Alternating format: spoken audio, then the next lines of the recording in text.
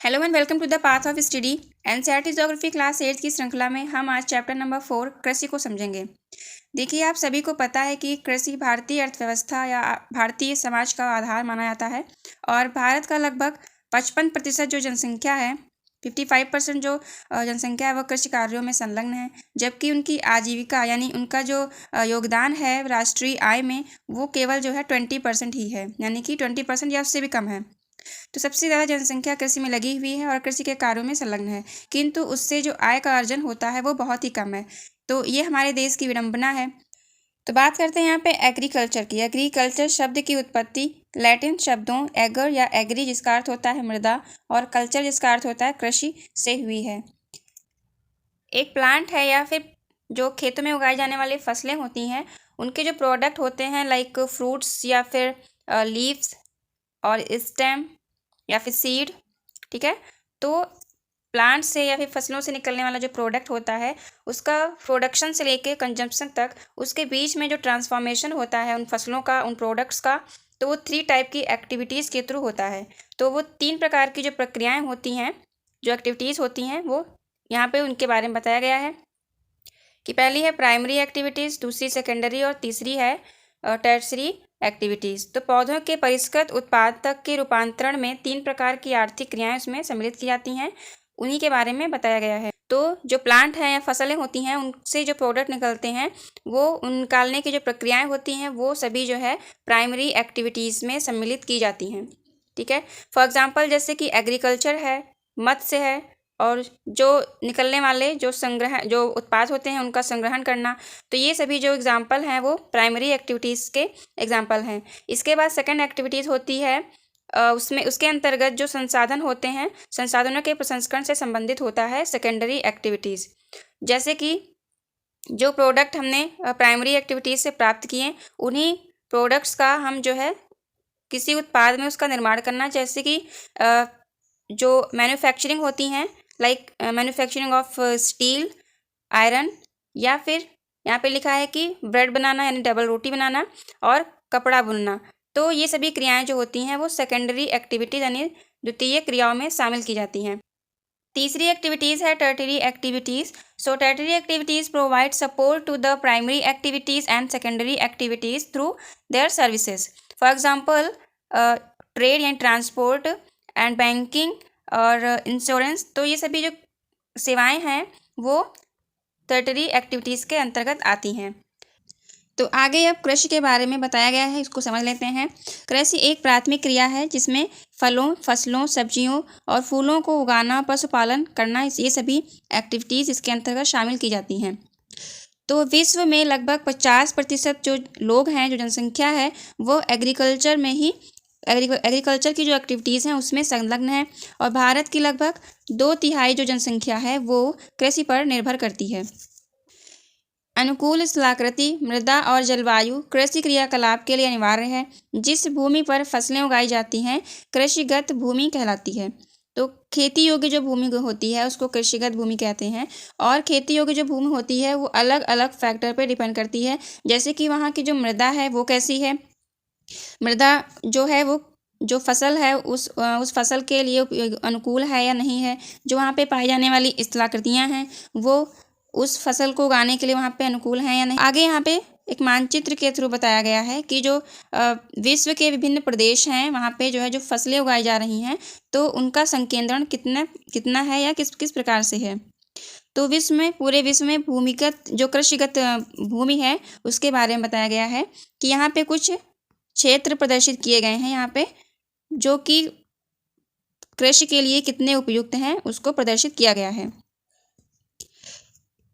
आगे यहाँ पे प्राइमरी एक्टिविटीज़ को बताया गया है कि जो भी प्राइमरी एक्टिविटीज़ के अंतर्गत आते हैं, जो प्राथमिक जो क्रियाकलाप हैं वो अलग अलग प्रकार से उनके नाम भी हैं और उनके अंतर्गत अलग अलग प्रकार से कार्य किए जाते हैं। जैसे कि इसे पहला बताया गया है कि एग्रीकल्चर यानी कृषि। तो कृषि शब्द से आप वाकिफ़ ही हैं और क्या होता है कृषि में ये भी आपको पता है।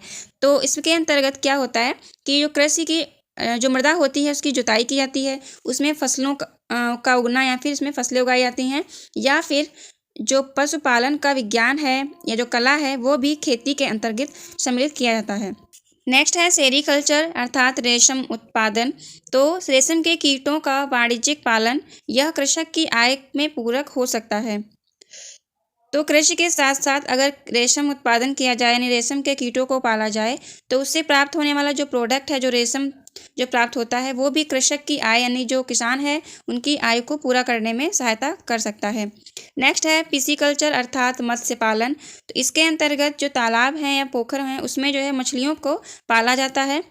आगे बताया गया है, नेक्स्ट बताया गया है इसमें विटीकल्चर यानी द्राक्षा कृषि। तो विटीकल्चर में अंगूरों की खेती की जाती है। और लास्ट वन है हॉर्टिकल्चर उद्यान कृषि यानी वाणिज्यिक उपयोग के लिए वहाँ पे सब्जियों को उगाना, जो फसलें होती हैं फूलों की, फलों की, तो उसका यहाँ पे उत्पादन किया जाता है हॉर्टिकल्चर में। तो यहाँ पे डिफरेंट है इन दोनों में। हॉर्टिकल्चर यहाँ पे जो एग्रीकल्चर है उसमें जो अनाज होते हैं वो भी उगाए जाते हैं, लेकिन जो हॉर्टिकल्चर है उसके अंतर्गत सब्जियों, फूलों और फलों का ही उत्पादन किया जाता है। ठीक है, तो ये वाणिज्यिक उपयोग हेतु होते हैं और इसीलिए इसे हॉर्टिकल्चर कहते हैं यानी उद्यान कृषि कहते हैं। आगे यहाँ पे कृषि तंत्र के बारे में बताया गया है कि जो खेती होती है, जो कृषि है, वो एक तंत्र के रूप में इसे देखा जा सकता है। और इसके महत्वपूर्ण निवेश कौन कौन से हो सकते हैं, जैसे कि बीज है, उर्वरक है, मशीनरी है और श्रमिक हैं। तो ये सभी इन जो कृषि है उसके एक फैक्टर हो सकते हैं और इन्हीं फैक्टरों के थ्रू जो है हम फसलों को उगाते हैं। तो आगे यहाँ पे क्या क्या प्रक्रियाएं होती हैं, क्या क्या क्रियाएं होती हैं किसी फसल को उगाने के लिए। तो सबसे पहले खेतों की जुताई की जाती है, खेतों को जोता जाता है और खेतों की जुताई के बाद उसमें फसल उगाई जाती है, यानी जो बीज होते हैं उनको रोपा जाता है। उसके पश्चात जब फसल उगती है या जो पौधे होते हैं, जो बीज होते हैं वो अंकुरित होते हैं और पौधों का जब विकास होता है तब वहाँ पे सिंचाई की जाती है। सिंचाई के पश्चात निराई की जाती है। निराई का तात्पर्य यहाँ पे जो फसल है उसमें पाए जाने वाले खरपतवारों को हटाने से है।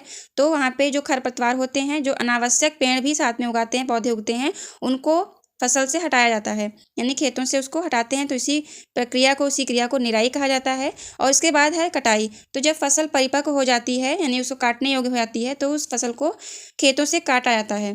तो ये प्रक्रियाएं होती हैं किसी फसल को उगाने की। आगे बताया गया है कि इस तंत्र के निर्गतों के अंतर्गत फसल, ऊन, डेयरी और कुक्कुट उत्पाद हैं वो भी शामिल किए गए हैं। तो कृषि के अंतर्गत जो फसलें अर्थात जो कृषि से संबंधित प्रोडक्ट होते हैं वो, इसके अलावा जो पशुओं से प्राप्त होने वाले जो प्राथमिक उत्पाद होते हैं वो भी कृषि में शामिल किए जाते हैं। जैसे कि ऊन प्राप्त करना, तो डायरेक्टली किससे प्राप्त होती है, जानवरों से। डेयरी अर्थात जो डेयरी प्रोडक्ट होते हैं जैसे दूध वगैरह हो गया, दूध, घी, मक्खन, वो सब इसमें शामिल किया जाता है। इसके अलावा कुक्कुट उत्पाद जो होते हैं यानी जो मुर्गी पालन है उससे जो प्राप्त होने वाले उत्पाद हैं, जैसे कि मांस हो गया या फिर अंडे हैं। तो ये सभी जो उत्पाद हैं वो भी कृषि के अंतर्गत शामिल किए जाते हैं। कृषि अर्थात जो प्राइमरी एक्टिविटीज़ है उसमें शामिल किए जाते हैं। नेक्स्ट यहाँ पे कृषि के प्रकारों को बताया गया है कि कितने प्रकार से कृषि की जाती है। तो विश्व में कृषि विभिन्न तरीकों से की जाती है। ठीक है, और जो कृषि करने का जो तरीका होता है वहाँ पे पाई जाने वाले जो दशाएं होती हैं उस पर डिपेंड करता है, जो भौगोलिक दशाएं होती हैं उस पर डिपेंड करता है। उसके अलावा उत्पाद की जो मांग होती है उस पर डिपेंड करता है कि कहाँ पे कौन सी प्रोडक्ट की डिमांड हो रही है। इसके बाद श्रम और प्रौद्योगिकी के स्तर के आधार पर कृषि को 2 मुख्य प्रकारों में वर्गीकृत भी किया गया है। तो कौन कौन से वो प्रकार हैं, पहला तो है निर्वाह कृषि और दूसरा है वाणिज्यिक कृषि। तो कृषि के इन दोनों प्रकारों का अर्थ समझने से पहले हम यहाँ समझ लेते हैं कि जैविक कृषि क्या होता है। तो इस प्रकार की कृषि में जो रासायनिक खाद होती है उसके स्थान पर जैविक खाद, जैसे कि जो गोबर है, गोबर से बनने वाली खाद है, या फिर जो पेड़ पौधों के जो अवशेष होते हैं जिनसे जैविक खाद बनाई जाती है उसका जो है हम लोग उपयोग करते हैं। इसके अलावा प्राकृतिक जो कीड़ानाशक होते हैं, पीड़कनाशी, उनका उपयोग किया जाता है। फसलों का उत्पादन बढ़ाने के लिए कोई आनुवांशिक रूपांतरण नहीं किया जाता है, यानी जो हाइब्रिड बीज होते हैं उनका यूज़ नहीं किया जाता है। तो ऐसी कृषि जो होती है उसको जैविक कृषि कहते हैं। इसमें जो है जो केमिकल होते हैं, जो रासायनिक खाद होती हैं उनका यूज़ नहीं किया जाता है। तो आइए समझते हैं निर्वाह कृषि क्या है। तो इस प्रकार की कृषि कृषक परिवार की आवश्यकताओं को पूरा करने के लिए की जाती है और पारंपरिक रूप से कम उपज प्राप्त करने के लिए निम्न स्तरीय प्रौद्योगिकी और पारिवारिक जो श्रम होता है उसका प्रयोग किया जाता है। अर्थात जो कृषक होते हैं यानी जो किसान होते हैं वो अपने परिवार को पालने के लिए, परिवार की आवश्यकताओं को पूरा करने के लिए खेती करते हैं। तो ऐसी कृषि निर्वाह कृषि कहलाती है। ठीक है। इसी कारण जो भारत के जो निवासी हैं लगभग 55% जो है जनसंख्या वो कृषि के कार्यों में तो संलग्न है, लेकिन जो उससे होने वाली राष्ट्रीय आय है, ठीक है, जो राष्ट्रीय आय है वो केवल 20% या फिर इससे कम पाई जाती है। तो ऐसा क्यों है? ऐसा इसीलिए है क्योंकि जो यहाँ के किसान हैं वो ज़्यादातर निर्वाह कृषि पर बल देते हैं। तो निर्वाह कृषि जो है वो पारंपरिक रूप से की जाती है, जिसमें कम उपज प्राप्त करने के लिए क्या करते हैं, निम्न स्तरीय प्रौद्योगिकी का यूज़ करते हैं यहाँ पे। यानी जो आजकल नवीन जो टेक्नोलॉजी का यूज़ किया जा रहा है कृषि में, उसका उपयोग ना करके जो भी उनके पास साधन अवेलेबल हैं, यानी कम लागत के साथ में वो लोग कृषि करते हैं। ठीक है। और पारिवारिक श्रम अर्थात जो परिवार के सदस्य होते हैं वो भी इस कृषि में, इस निर्वाह कृषि के अंतर्गत उसी में शामिल होते हैं और खेती करते हैं। तो जो निर्वाह कृषि है, निर्वाह कृषि के यहाँ पे पुनः दो प्रकार बताए गए हैं कि निर्वाह कृषि को पुनः गहन निर्वाह कृषि और आदिम निर्वाह कृषि में वर्गीकृत किया जा सकता है। तो गहन निर्वाह कृषि क्या होता है? इसमें किसान एक छोटे भूखंड पर साधारण औजारों और अधिक श्रम से खेती करते हैं। यानी कि जो खेत होता है किसानों के पास, वो एक छोटा भूभाग होता है, छोटे छोटे टुकड़ों में उनके पास खेत होते हैं और उनके पास जो भी औजार अवेलेबल हैं, ठीक है, तो उन्हीं के द्वारा ही वो वहाँ पे उसको खेत को जुताई करते हैं, वहाँ पे फसलों की बुवाई करते हैं। और इसके अलावा वहाँ पे क्या करते हैं, अधिक श्रम से खेती करते हैं। ठीक है। तो वहाँ पे जब टेक्नोलॉजी का यूज़ नहीं करेंगे, प्रौद्योगिकी का यूज़ नहीं करेंगे, तो जाहिर सी बात है वो जो फसल है वो अधिक श्रम की डिमांड करती है। आगे बताया गया कि अधिक धूप वाले दिनों से युक्त जलवायु और उर्वर मृदा वाले खेत में एक वर्ष में एक से अधिक फसलें उगाई जा सकती हैं। चावल मुख्य फसल होती है, अन्य फसलों में गेहूँ, मक्का, दलहन और तिलहन भी शामिल हैं। तो अमूमन आप लोग अपने आसपास जो खेत हैं, जो कृषक किसान हैं, उनको देखते होंगे, तो वो कहीं ना कहीं अगर देखा जाए तो वो गहन निर्वाह कृषि ही करते हैं। ठीक है। यानी एक वर्ष में जो है वो कई फसलें उगाते हैं। इसके अलावा जो जलवायु होती है उसमें उनकी जो खेत होते हैं उनकी जो क्या होती है, मृदा, वो उर्वर होती ही है। तो चावल या गेहूँ मुख्य फसल होती हैं। अगर उत्तर भारत की बात करें तो चावल, वहाँ के जो ज़्यादातर किसान हैं वो चावल और गेहूँ ही उगाते हैं। इसके अलावा जो जब कुछ समय के लिए जो स्थान खेतों में खाली रहता है तो वहाँ पे सब्जी उगाना या फिर अन्य फसलें जो कि कुछ समय के लिए उगाई जाती हैं उनको वहाँ पे उगाते हैं। तो कहीं ना कहीं एक साल में कई फसलें वहाँ पे उगाई जाती हैं। अन्य फसलों में गेहूँ, मक्का, दलहन और तिलहन भी उगाते हैं। ठीक है। तो गहन निर्वाह कृषि दक्षिण पूर्वी और पूर्वी एशिया के सघन जनसंख्या वाले मानसूनी प्रदेशों में प्रचलित है। तो जहाँ की जलवायु मानसूनी है, मानसूनी प्रदेश हैं, जैसे कि दक्षिण पूर्वी, अगर पूरे विश्व की बात करें, यहाँ पे विश्व में बताया गया है कि पूरे विश्व में कहाँ पे, दक्षिण पूर्वी और पूर्वी एशिया के सघन जनसंख्या वाले जो मानसूनी प्रदेश हैं वहाँ पे जो है गहन निर्वाह कृषि की जाती है। आगे जो निर्वाह कृषि का दूसरा प्रकार है उसके बारे में बताया गया है कि आदिम निर्वाह कृषि, ये क्या होता है? तो यह स्थानांतरित कृषि और जलवासी पशुचारण शामिल हैं। तो इस कृषि में, आदिम निर्वाह कृषि में जो स्थानांतरित कृषि होती है वो शामिल है। इसके साथ ही जो जलवासी पशुचारण है वो भी शामिल है। तो स्थानांतरित कृषि क्या होती है उसको समझ लीजिए। स्थानांतरित कृषि अमेजन बेसिन के सघन वन क्षेत्रों, उष्णकटिबंधीय अफ्रीका और दक्षिण पूर्वी एशिया तथा उत्तरी पूर्वी भारत के कुछ भागों में प्रचलित है। तो स्थानांतरित कृषि को आप यहाँ पे मैप में समझ सकते हैं। तो बताया गया कि जो अमेजन बेसिन है, अमेजन का जो क्षेत्र है, वहाँ पे जो बेसिन है अमेजन बेसिन, तो वहाँ पे जो सघन वन है वहाँ पे स्थानांतरित कृषि की जाती है। इसके अलावा उष्णकटिबंधीय अफ्रीका का जो क्षेत्र है वहाँ पे स्थानांतरित कृषि की जाती है। इसके अलावा दक्षिण पूर्वी एशिया में, तो जो एशिया का पार्ट है दक्षिण पूर्वी एशिया, वहाँ पे जो है स्थानांतरित कृषि की जाती है। आगे बताया गया है कि ये भारी वर्षा और वनस्पति के तीव्र पुनर्जनन वाले क्षेत्र हैं। अर्थात यहाँ पे ये जो क्षेत्र हैं, जो प्रदेश हैं, यहाँ पे किस प्रकार की जलवायु पाई जाती है? ऐसी जलवायु जहाँ पे भारी मात्रा में वर्षा होती है और वहाँ पे वनस्पतियों में विभिन्नता भी काफ़ी ज़्यादा पाई जाती है। तो वृक्षों को काटकर और जलाकर भूखंड को साफ किया जाता है। तो स्थानांतरित कृषि होती क्या है इसको समझ लीजिए। तो वहाँ पे जो सघन वन पाए जाते हैं, जो भूमि पाई जाती है, तो वहाँ पे जो वृक्ष होते हैं, वनों का विस्तार है, उसको काटा जाता है और काट के वहाँ पे जो भूमि है, मतलब लगने वाले पेड़ पौधे हैं, जंगल है, उसको काट के जला देते हैं। जिससे क्या होता है, जो राख होती है वो मृदा में मिला देते हैं। जलाने के बाद जो राख बनती है उसी राख को मृदा में मिलाते हैं, जिससे जो वहाँ की भूमि होती है वो और अधिक उपजाऊ हो जाती है। उसके पश्चात वहाँ पे मक्का, रतालू, आलू और कसावा जैसी फसलों को उगाया जाता है। भूमि की उर्वरता की समाप्ति के बाद वह भूमि छोड़ दी जाती है और कृषक नए भूखंड पर चला जाता है।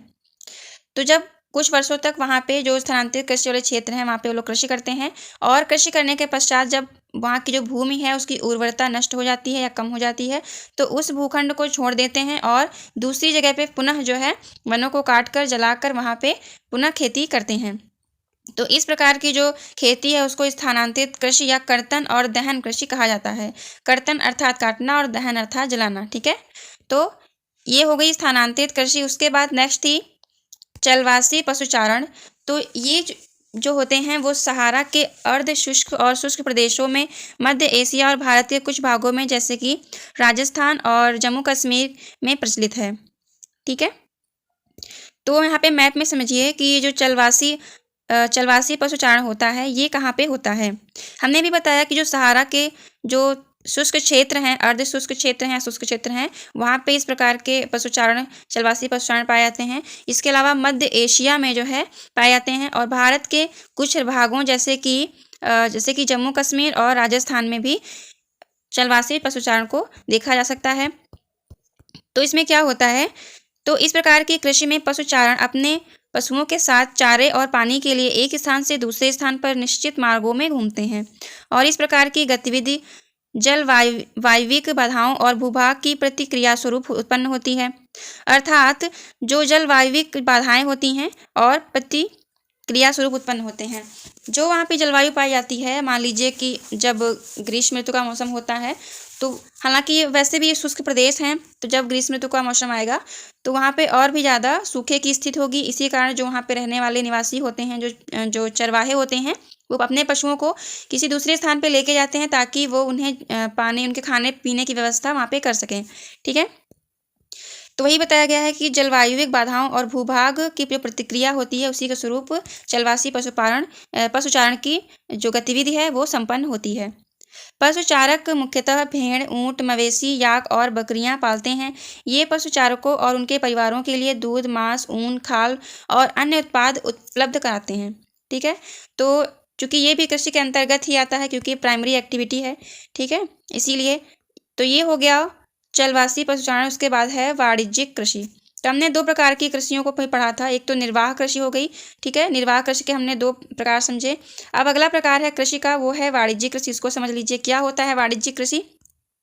तो वाणिज्यिक अनाज कृषि में फसलें वाणिज्यिक उद्देश्य से उगाई जाती हैं, यानी वाणिज्यिक अर्थात व्यापार की दृष्टि से उसमें फसलें उगाई जाती हैं। जैसे कि गेहूँ और मक्का सामान्य रूप से उगाई जाने वाली फसलें हैं, और उत्तरी अमेरिका, यूरोप, एशिया के शीतोष्ण घास के मैदानों में वाणिज्यिक अनाज कृषि के मुख्य स्रोत हैं या मुख्य क्षेत्र हैं।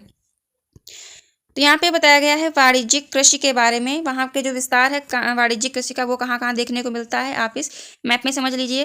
पहला तो था उत्तरी अमेरिका, यानी कि जो उत्तरी अमेरिका है वहाँ पे वाणिज्यिक दृष्टि से वहाँ पे अनाजों को उगाया जाता है। इसके अलावा यूरोप में, ठीक है, यूरोप में उगाया जाता है। एशिया के जो शीतोष्ण जो घास के मैदान है वहाँ पे वाणिज्यिक दृष्टि से वहाँ पे फसलें उगाई जाती हैं। आगे बताया गया कि ये क्षेत्र सैकड़ों हेक्टेयर के बड़े फार्मों से युक्त विरल आबादी वाले होते हैं, यानी वहाँ पे जनसंख्या जो है बहुत ही विरल पाई जाती है, और बड़े बड़े फार्मों में जो है इस प्रकार की कृषि की जाती है। तो अत्यंत ठंड वर्धन काल में बाधित करती है, अत्यधिक ठंड वर्धन काल को बाधित करती है, और केवल एक ही फसल उगाई जा सकती है। अर्थात यहाँ पे जो भी इन क्षेत्रों की हमने बात की थी, तो वहाँ पे क्या है, ठंड अत्यधिक पड़ती है, तो इसी कारण जो है वहाँ पे जनसंख्या भी विरल पाई जाती है। लेकिन यही है कि कुछ समय के लिए जो है वहाँ पे जो मौसम है, जो जलवायु है, तो वो कुछ फसलों को उगाने के अनुकूल होती है, इसीलिए जो है वहाँ पे फसल उगाई जाती है, यानी केवल एक ही फसल उगाई जा सकती है। नेक्स्ट है कृषि का प्रकार मिश्रित कृषि। तो मिश्रित कृषि में क्या होता है, मिश्रित कृषि में भूमि का उपयोग भोजन व चारे की फसल उगाने और पशुधन पालन के लिए भी किया जाता है। तो मिश्रित कृषि इसीलिए कहते हैं। तो ये कहाँ कहाँ पाई जाती है?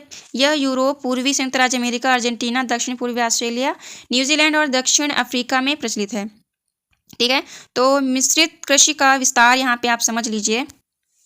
कहाँ पे है? तो यूरोप में है। यूरोप में मिश्रित कृषि देखने को मिलती है। इसके अलावा पूर्वी यूएसए में यानी संयुक्त राज्य अमेरिका में वहाँ पे देखने को मिलती है। अर्जेंटीना में देखने को मिलती है। इसके अलावा दक्षिण पूर्वी ऑस्ट्रेलिया में इसका विस्तार देखने को मिलता है और न्यूजीलैंड में और दक्षिणी अफ्रीका में जो है इसका प्रचलन देखने को मिलता है। यानी मिश्रित कृषि है, इसका प्रचलन देखने को मिलता है। नेक्स्ट आगे यहाँ पे बताया गया है रोपण कृषि के बारे में। रोपण कृषि जो होती है वो वाणिज्यिक कृषि का एक प्रकार है और यहाँ पे चाय, कहवा, काजू, रबड़, केला अथवा कपास की एक एकल फसल उगाई जाती है। ठीक है, तो ये एकल यहाँ पे फसल उगाई जाती है जो कि वाणिज्यिक दृष्टि से यहाँ पे खेती होती है। तो इसमें वृहद पैमाने पर श्रम और पूंजी की आवश्यकता होती है, पहली चीज़। दूसरी चीज़, तो जो उत्पाद होते हैं उत्पादों का जो प्रसंस्करण होता है वो भी कारखानों में किया जाता है और इस प्रकार की कृषि में परिवहन जाल के विकास की अनिवार्य आवश्यकता वहाँ पे भी होती है। यानी कि जो रोपण कृषि होती है जैसे कि चाय है, काजू, रबड़, केला, कपास, कहवा, ये सभी एकल फसल उगाई जाती हैं। इसमें क्या होता है, कृषि जो लागत होती है, पूंजी की आवश्यकता होती है, इसके अलावा जो श्रम है वो भी अधिक लगता है और इसके साथ में आसपास जो है जो कारखाने हैं वो भी निकटतम होने चाहिए। उस जो उत्पाद निकलता है, जो प्रोडक्ट निकलते हैं रोपण कृषि के बाद उसका प्रसंस्करण के लिए और जो एक स्थान से दूसरे स्थान ले जाने के लिए वहाँ पे परिवहन का जाल भी होना चाहिए। आगे रोपण कृषि के मुख्य क्षेत्र के बारे में बताया गया है कि जो रोपण कृषि है वह विश्व के उष्ण कटिबंधीय प्रदेशों में ये कृषि पाई जाती है और मलेशिया में रबड़, ब्राज़ील में कहवा, भारत और श्रीलंका में चाय इसके प्रमुख उदाहरण हैं। यानी जो मलेशिया है वहाँ पे रबड़ सर्वाधिक मात्रा में उत्पादित की जाती है। इसके अलावा ब्राज़ील में कहवा, यानी ब्राज़ील जो है कहवा के लिए फेमस है। भारत और श्रीलंका ये दोनों जो है चाय के लिए फेमस है। वहाँ के उत्पादन सर्वाधिक मात्रा में वहाँ पे उत्पादन होता है इन सभी चीज़ों का। नेक्स्ट है मुख्य फसलें। तो मुख्य फसलों को समझ लीजिए कौन कौन सी मुख्य फसलें हैं। जैसे कि पहली चावल है, तो यहाँ पे लिखा है बढ़ती हुई जनसंख्या की आवश्यकताओं को पूरा करने के लिए विविध प्रकार के फसलें उगाई जाती हैं। फसलें कृषि आधारित उद्योगों के लिए भी कच्चे माल की आपूर्ति करती हैं और गेहूँ, चावल, मक्का, बाजरा मुख्य फसलें हैं। जूट और कपास रेशेदार फसलें हैं। चाय और कहवा मुख्य पेय फसलें हैं। तो ये फसलों अलग अलग प्रकार की फसलों के बारे में बताया गया है। तो सबसे पहले है चावल की कृषि। तो ये कहाँ पे की जाती है? तो ये विश्व का मुख्य खाद्य फसल है और यह उष्ण कटिबंधीय और उपोष्ण कटिबंधीय प्रदेशों का मुख्य आहार है। यानी जो उष्ण कटिबंधीय प्रदेश हैं और उपोष्ण कटिबंधीय प्रदेश हैं वहाँ पे भी ये फसल उगाई जाती है। तो किन किन कारकों की आवश्यकता होती है इस फसल को उगाने के लिए? पहला तो तापमान या टेम्परेचर वहाँ पे अधिक होना चाहिए, उच्च तापमान होना चाहिए और आर्द्रता भी अधिक होनी चाहिए, यानी ह्यूमिडिटी है उसको भी पर्याप्त मात्रा में होनी चाहिए। इसके अलावा जो वर्षा होती है यानी वर्षा की आवश्यकता भी होती है। तो चावल ज़्यादातर उन्हीं क्षेत्रों में चावल की फसल उगाई जाती है जहाँ पे टेम्परेचर अधिक हो, आर्द्रता अधिक हो और वर्षा की मात्रा भी वहाँ पे उचित मात्रा में पाई जा रही हो। तो यह फसल चीकायुक्त जलोढ़ मृदा जिसमें जल रोकने की क्षमता हो और सर्वोत्तम ढंग से बढ़ती है। चीन चावल के उत्पादन में अग्रणी है। इसके बाद जो है सेकंड नंबर पर भारत है। यानी प्रथम नंबर पे चावल के उत्पादन में चीन है और दूसरे नंबर पे भारत है। उसके पश्चात जापान, श्रीलंका और मिस्र है। ठीक है, अनुकूल जलवायविक दशाओं जैसे कि पश्चिमी बंगाल और बांग्लादेश में एक वर्ष में 2 से 3 फसलें उगाई जाती हैं। तो ऐसी यहाँ पे कहने का तात्पर्य ये है कि कुछ ऐसे देश भी हैं जहाँ पे चावल को उगाने के लिए इतनी अच्छी वहाँ पे यानी जो दशाएं हैं जलवायु या जलवायु दशाएं हैं वो उचित मात्रा में पाई जाती हैं, पूरे वर्ष पाई जाती हैं। इसीलिए जो है जैसे कि कौन कौन से हैं, पश्चिम बंगाल है, बांग्लादेश, वहाँ पे तो चावल की खेती वर्ष में 2 से 3 बार होती है। नेक्स्ट है गेहूँ। तो गेहूँ के वर्धन काल में मध्यम तापमान और वर्षा की आवश्यकता होती है और शस्य कर्तन अर्थात जब फसल की कटाई का समय आता है तो उस समय गेहूँ की जो फसल होती है उसको तेज़ धूप की आवश्यकता होती है। ठीक है, तो जब फसल उगती है यानी जब उसका वर्धन काल होता है तब मध्यम टेम्परेचर होना चाहिए, वर्षा की मात्रा भी एक मध्यम ही होनी चाहिए। लेकिन जब फसल की कटाई की बात आती है तो वहाँ पे तेज धूप की आवश्यकता होती है। इसका विकास सुअपवाहित दोमट मृदा में सर्वोत्तम ढंग से होता है। ठीक है। तो यानी जो गेहूं है उसका गेहूं का उत्पादन सर्वोत्तम ढंग से जो है दोमट मृदा जो होती है उसमें होता है, और पूर्णतः वह विकसित होनी चाहिए। जो मृदा है वह पूर्णतः सुविकसित होनी चाहिए। आगे बताया गया है कि गेहूं संयुक्त राज्य अमेरिका, कनाडा, अर्जेंटीना, रूस, यूक्रेन, ऑस्ट्रेलिया और भारत में विस्तृत रूप से पाई जाती है। तो जो गेहूं की फसल है वो कहाँ कहाँ सर्वाधिक मात्रा में उगाई जाती है, यानी उसका विस्तार देखने को मिलता है। तो यूएसए में, कनाडा में, अर्जेंटीना, रूस, यूक्रेन और ऑस्ट्रेलिया, इसके अलावा भारत में भी जो है गेहूं पर्याप्त मात्रा में उगाया जाता है, और भारत में यह शीत ऋतु में उगाया जाता है। ठीक है। तो जो भारत है, भारत में गेहूं की फसल शीत ऋतु में, यानी इसकी बुवाई शीत ऋतु में होती है। नेक्स्ट बताया गया है फसल में मिलेट्स। तो ये मोटे अनाज के रूप में भी जाने जाते हैं, यानी जो मोटे अनाज होते हैं जैसे कि ज्वार है, बाजरा है, रागी। ठीक है। तो ये सभी फसलें जो है मिलेट्स में शामिल की गई हैं, और कम उपजाऊ और बलुई मृदा में ये उगाई जा सकती हैं। ये फसलें ऐसी होती हैं जिनमें कम वर्षा की आवश्यकता होती है, और तापमान जो है वो उच्च से मध्यम के बीच होना चाहिए, तथा पर्याप्त सूर्य के प्रकाश की भी आवश्यकता होती है। अर्थात जो शुष्क प्रदेश होते हैं वहाँ पे मिलेट्स पाए जाते हैं। वहाँ पे जो मिलेट्स की फसल होती है, यानी मोटे अनाजों की फसल होती है, वो वहाँ पे उगाई जाती है। तो ज्वार, बाजरा और रागी भारत में उगाए जाते हैं, और इसके अलावा और कौन से देशों में मिलेट्स उगाए जाते हैं, तो नाइजीरिया, चीन और नाइजर में भी ये अच्छे उत्पादक हैं। ये जो देश हैं वो भी मिलेट्स के अच्छे उत्पादक हैं। नेक्स्ट है फसल मक्के की। तो इसके लिए मध्यम ताप, वर्षा और अधिक धूप की आवश्यकता होती है। इससे सुअपवाहित उपजाऊ मृदा की आवश्यकता होती है। तो उपजाऊ मृदा भी यहाँ पे जो मक्का होता है उसके लिए उपजाऊ मृदा की आवश्यकता होती है। और ये कहाँ कहाँ पे फसल उगाई जाती है, तो ये उत्तरी अमेरिका में, जो उत्तर अमेरिका में उगाई जाती है, ब्राज़ील में, चीन में, रूस और कनाडा, भारत और मैक्सिको में ये फसल उगाई जाती है। तो यहाँ पे लिखा है मक्का को कॉर्न के नाम से जाना जाता है, और विश्व में इनकी विभिन्न रंग बिरंगी प्रजातियाँ भी देखने को मिलती हैं। नेक्स्ट फसल है कपास।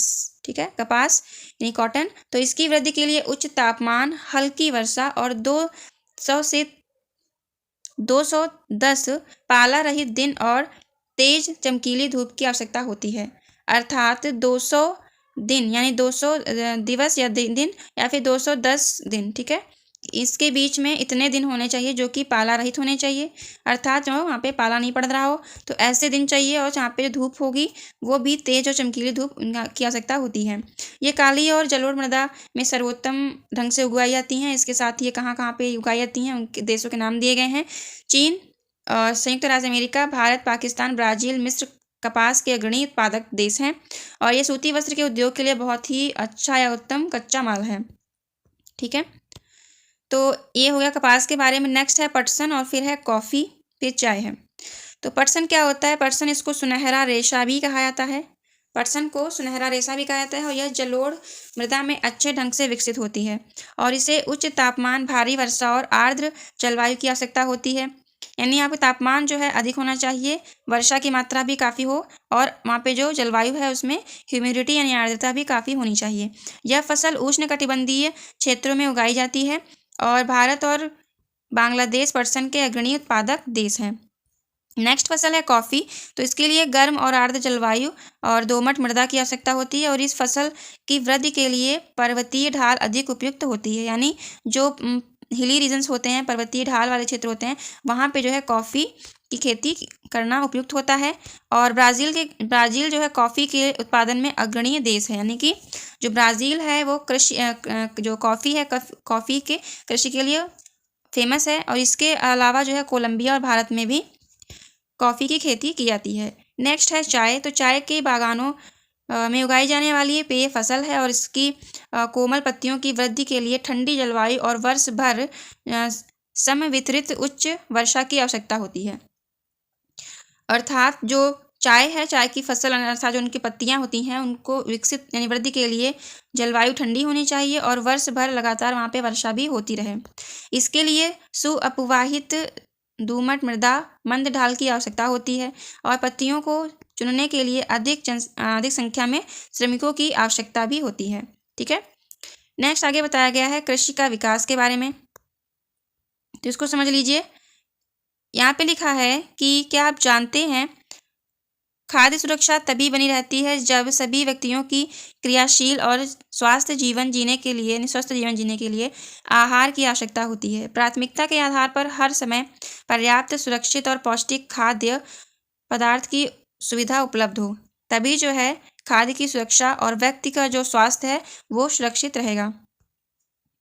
तो कृषि का विकास को समझ लीजिए। कृषि का विकास अगर हम बात करें विश्व में, तो विश्व में खाद्य जो हरित क्रांति है, अगर हम हरित क्रांति की बात करें, ग्रीन रिवॉल्यूशन की बात करते हैं,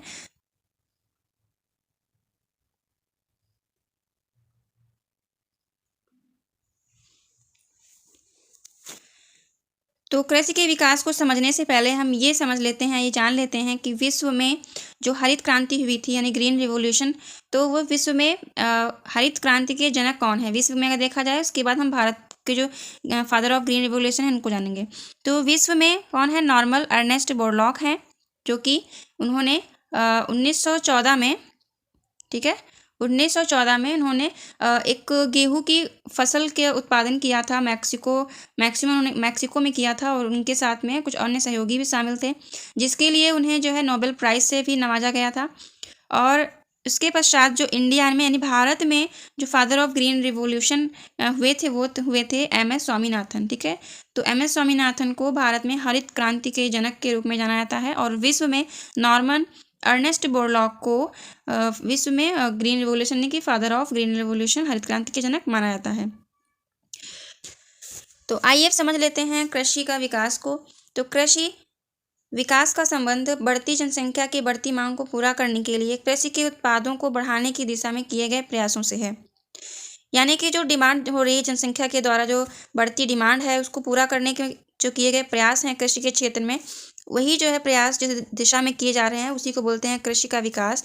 और यह कई तरीकों से प्राप्त किया जा सकता है, जैसे कि बोए गए क्षेत्र में विस्तार करके, यानी जो खेत है क्षेत्र का विस्तार किया जाए, और बोई जाने वाली फसलों की संख्या बढ़ाकर, यानी जो उसमें फसलें उगाई जा रही हैं उसमें उनकी संख्या में इजाफा किया जाए।